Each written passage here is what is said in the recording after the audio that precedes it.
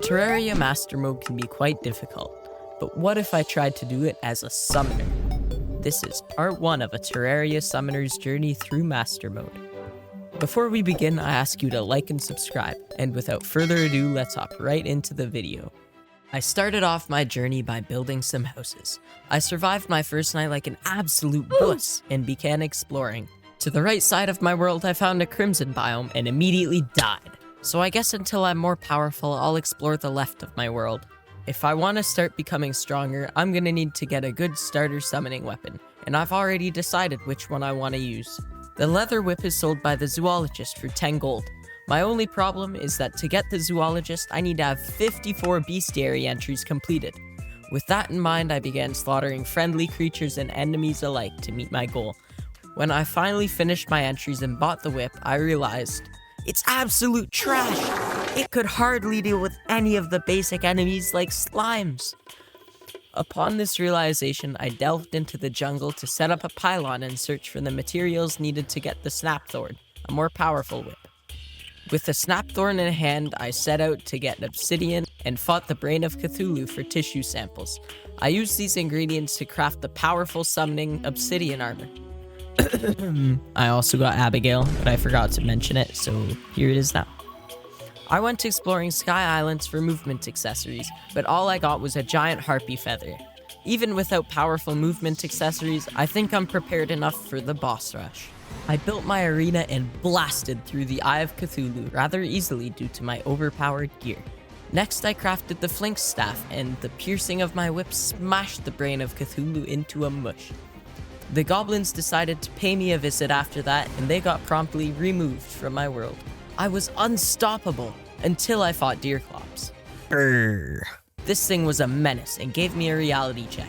Fortunately for me, he doesn't despawn, so it was only a matter of time before I beat him too. I set up a Blood Moon fishing arena to try and get the vampire frog staff, but then I remembered that I had access to Healthstone and crafted an imp staff. I used this to fight Queen Bee, but I still needed more upgrades, so I went to the Tavern Keep and began farming the Old One's army. This event had some powerful accessories and weapons locked behind it, but with my current gear it was easy to beat. Using my ballista and flameburst staves, I was able to take out Queen Bee, and then I realized she had nothing useful for me. I made my Skeletron arena and started preparing for the end of pre-hard mode. After buying a pygmy necklace and getting to max life, I talked to the old man at the dungeon and fought Skeletron. I set my minions to work taking down his hands. Soon enough, I chipped his head's health down, and Skeletron was defeated. There are a few upgrades that I can make now that Skeletron is defeated, and I went into the dungeon and got myself a cobalt shield and a bewitching table. Using bones from the dungeon, I crafted myself the spinal tap and reforged it to legendary.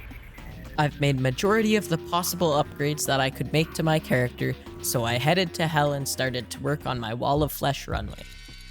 Once my runway was complete, I buffed up and tossed my guide voodoo doll into the lava. Using a combination of my imp minions and the sentries from the Old One's army, the wall didn't stand a chance and I blasted my way into hard mode. We final push of the video. Yes, we did it. Master mode, Wall of Flesh, baby. Okay, I'm not gonna lie, that was actually really easy. I probably could have done it without the buffs. Since you've made it this far into the video, congratulations. Thank you for watching all the way to the end, and thank you all so much for over 700 subscribers. Make sure to like and subscribe for part 2, and I will see you all in the next one.